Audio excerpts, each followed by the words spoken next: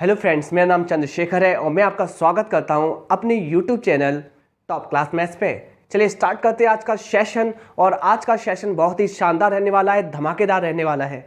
देखिए, हम प्रत्येक दिन टॉप 10 प्रश्नों को हल करते हैं और आप अपनी स्पीड को बूस्ट करते हैं। चलिए स्टार्ट करते हैं आज का पहला प्रश्न। उससे पहले इस चैनल को ज़्यादा से ज़्यादा लाइक कीजिए, शेयर कीजिए और सब्सक्राइब कर दीजिए। स्टार्ट करते हैं पहला क्वेश्चन आज की क्लास का। पहला प्रश्न आज का पहला प्रश्न कहता क्या है, वह छोटी से छोटी संख्या ज्ञात करनी है जिसमें 166 जोड़ने पर प्राप्त संख्या को 4, 6, 9, 15 से विभाजित करने पर शेषफल 3 बचता है। करना कैसे, फोकस कीजिए इस पे।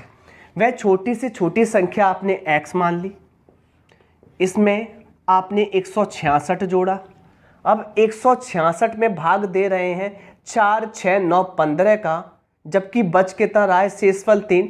शेषफल का मतलब होता है एक्स्ट्रा 3 बचता है। क्या मैं इसमें से एक्स्ट्रा 3 निकाल दूं, जिससे कि ये जो संख्या आपके समक्ष अब दिखाई देगी ये कटेगी 4, 6, 9, 15। मुझे एक बात बताइए अच्छे से, 9 से संख्या की डिविजिबिलिटी क्या होती है? 9 कहता है कि अगर अंकों का योगफल 9 से कट जाता है तो संख्या भी 9 से कट जाती है। इट मीन्स विभाजित हो जाती है। तो मुझे एक बात बताइए, इनके अंकों का योगफल कर लूं कैसे?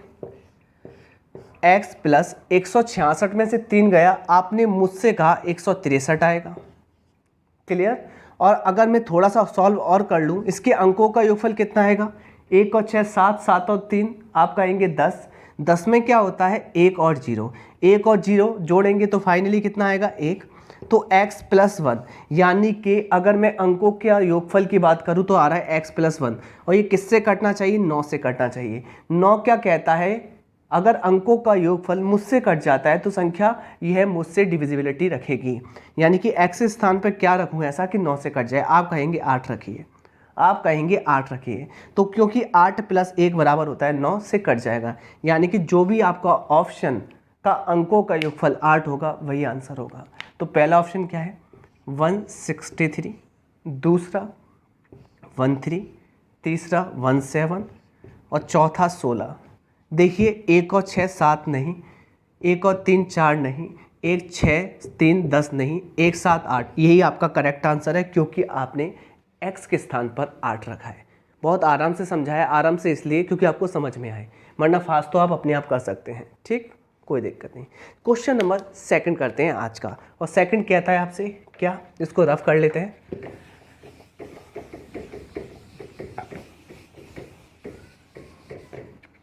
तो क्वेश्चन नंबर 2 आपकी स्क्रीन पर आ रहा है।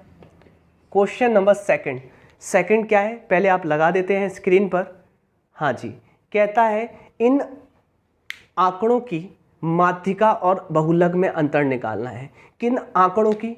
आंकड़े हैं 2, 3, 5, 7, 2, 3, 3, 5, 7 और 9। कितने आंकड़े हैं टोटल?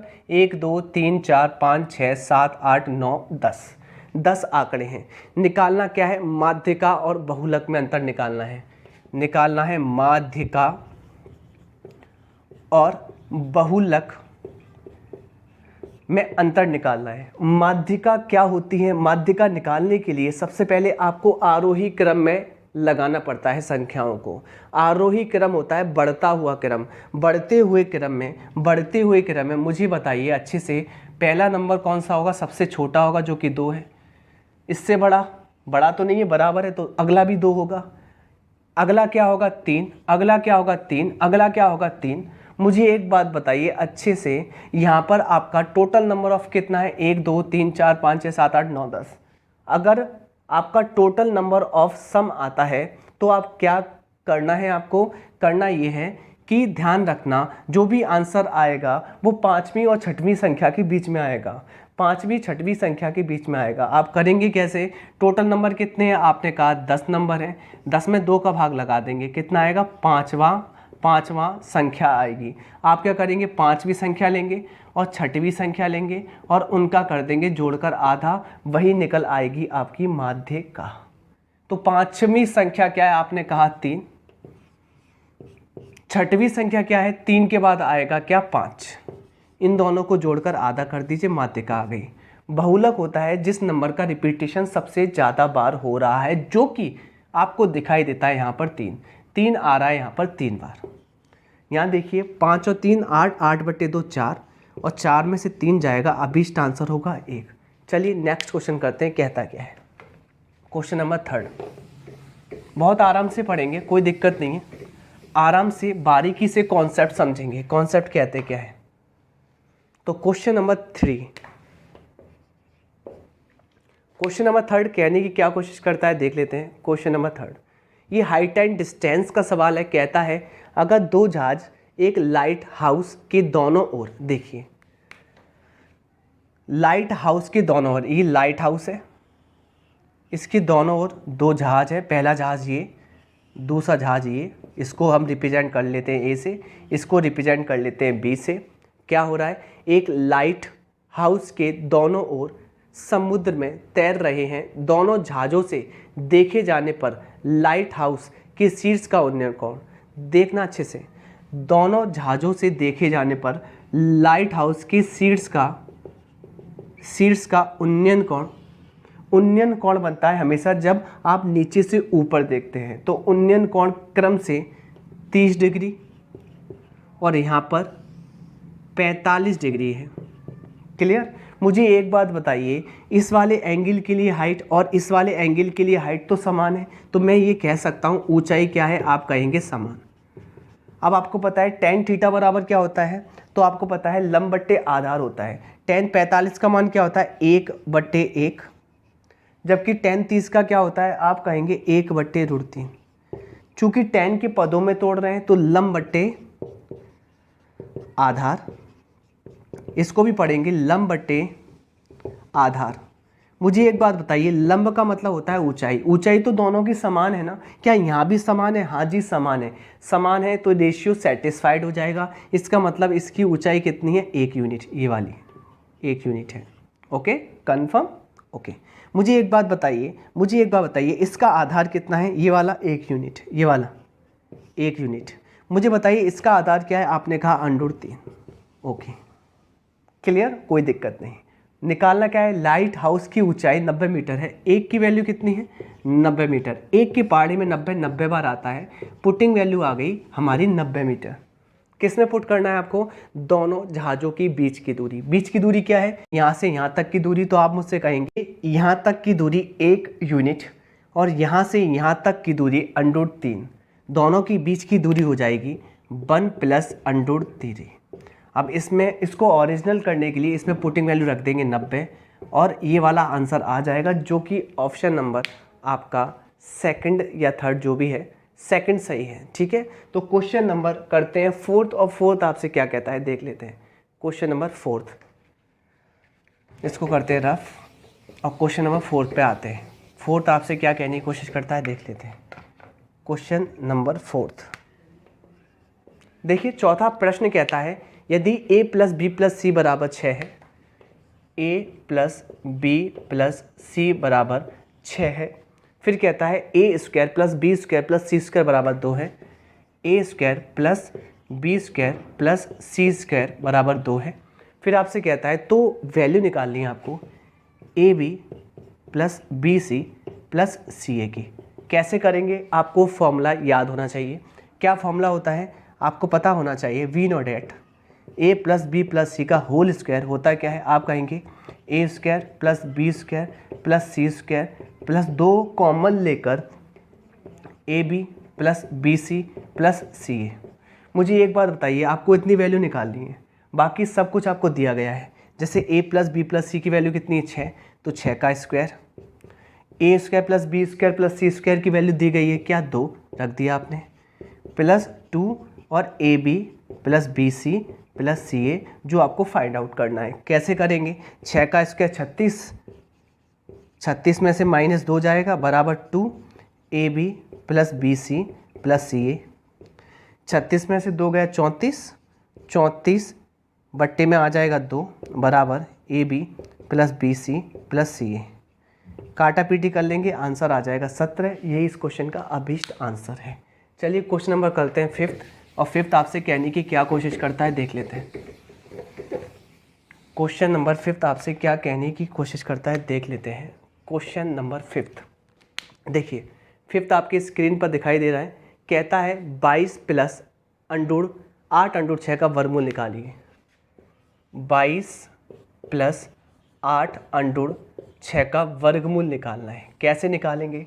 सबसे पहले आप क्या करेंगे, जो अंडूर वाली वैल्यू है ना, इसको इस टर्म्स में तोड़ेंगे 2ab के टर्म्स में, यानी कि ये वाली जो वैल्यू है 2ab के टर्म्स में तोड़ेंगे, जहाँ 2 हमारा चौकीदार है। अब इसको कैसे तोड़ेंगे? तो 8 को मैं तोड़ सकता हूँ 2 गुणा 4 अंडूर 6। अब मुझे एक बात बताइए, अगर आप a ये मानते हैं, b ये मानते हैं, तो इसका स्क्वायर करना, a का स्क्वायर करेंगे तो आएगा 16, और b का स्क्वायर करेंगे यानी कि अंडूर 6 का तो आएगा 6। क्या 16 और 6 22 होते हैं? हाँ होते हैं। सेटिस्फाइड। जैसे ही सेटिस्फाइड हो जाए आप समझ जाना कि यहाँ a आपका 4 है, जबकि b आपका अंडूर 6 है, और इन दोनों के बीच में चिन्ह है प्लस, और यही आपका आंसर है। इसका वर्गमूल हो जाएगा। शॉर्टेस्ट बताया है। क्वेश्चन नंबर नेक्स्ट करते हैं, जो कि है 6।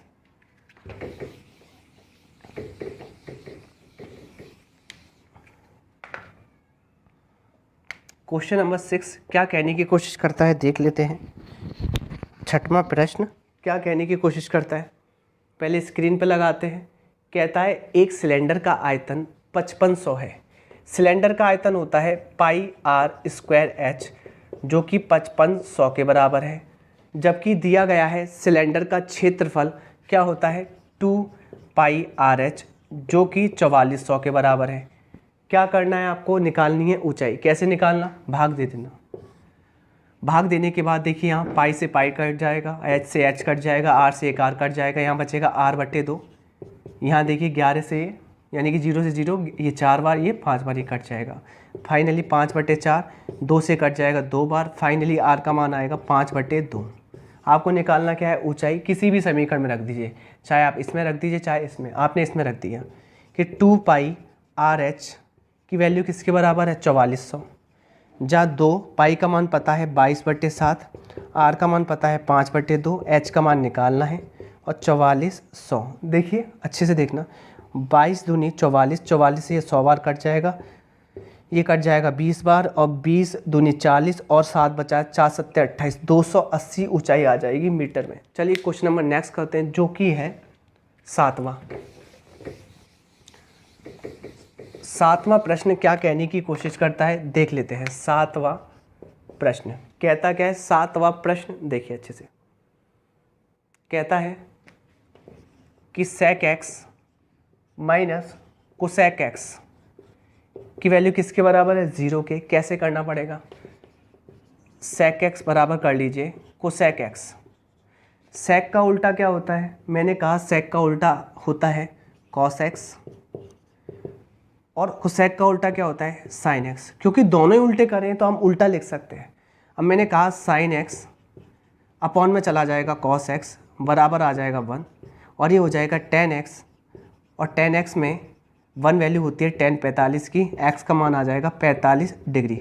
फाइंड आउट करना है आपको 2 sin 2x minus 3 cos 2x।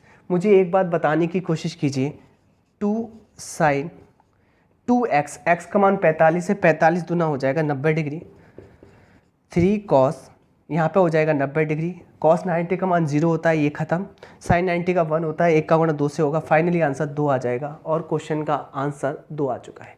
चलिए क्वेश्चन नंबर करते हैं 8 क्या कहने की कोशिश करता है देख लेते हैं।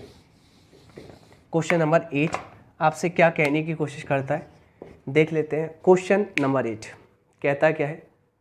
प्यारा सा क्वेश्चन है। क्वेश्चन नंबर 8 कहता है 1/25 अनुपात 1/x बराबर 1/x अनुपात 1/625। मैं सिंपल बताता हूँ आपको कैसे करना है। आपको पहले से चौथे का गुणा बराबर होता है, यानी कि पहले से चौथे टर्म्स का गुणा बराबर होता है दूसरे का तीसरे से गुणा के बराबर। जब ये आपस में बराबर होती हैं, समानुपात होती हैं। फाइनली आपको करना क्या है, कुछ भी नहीं करना। यहाँ हो जाएगा एक्स स्क्वायर 1/x², और आपको पता है अगर x का मान निकालना है तो ये अंडर रूट में चला जाएगा। फाइनली 25 का अंडर रूट क्या होता है, आप मुझसे कहेंगे 1/5, जबकि 625 का 25 होता है बराबर 1/x। तो x का मान आ जाएगा 25 पंजे 125, जो कि अभिष्ट आंसर सेकंड ऑप्शन है। करते हैं क्वेश्चन नंबर 9। क्वेश्चन नंबर 9 आपसे क्या कहने की कोशिश करता है, देख लेते हैं हम लोग। आपकी स्क्रीन पर आ रहा है क्वेश्चन नंबर 9 और आपसे क्या कहता है देख लेते हैं। ये भी एक कैलकुलेशन का क्वेश्चन है, देख लेंगे ये क्या कहने की कोशिश करता है। कहता है क्वेश्चन नंबर 9, अंडर में 484 अंडर 25 भाग x बराबर 22 है, तो x का मान निकालिए। देखिए कैसे निकालना है, आपको मैं सिखाता हूँ। सबसे पहले अंडर हटाएंगे तो यहाँ आ जाएगा स्क्वायर, और 22 का स्क्वायर होता है 484, उससे ये कट जाएगा। फाइनली बचेगा यहाँ 1 और यहाँ बचेगा 25 भाग x। 25/x पे अंडर हटाइए, अंडर हटेगा, यहाँ वर्ग चला जाएगा, एक का वर्ग तो एक ही होता है बराबर 25/x। x का मान आ जाएगा 25, यही इसका करेक्ट आंसर है। चलिए क्वेश्चन नंबर करते हैं 10, जो कि आज का लास्ट क्वेश्चन है। क्वेश्चन नंबर 10 क्या कहने की कोशिश करता है देख लेते हैं।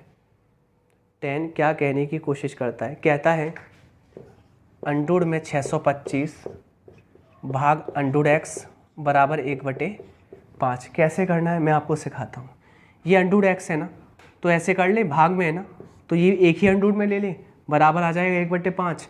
ये अगर अंडर हटाएंगे तो घात लगा देंगे दोनों पर, ये आ जाएगा 1/25, ये आ जाएगा 625/x।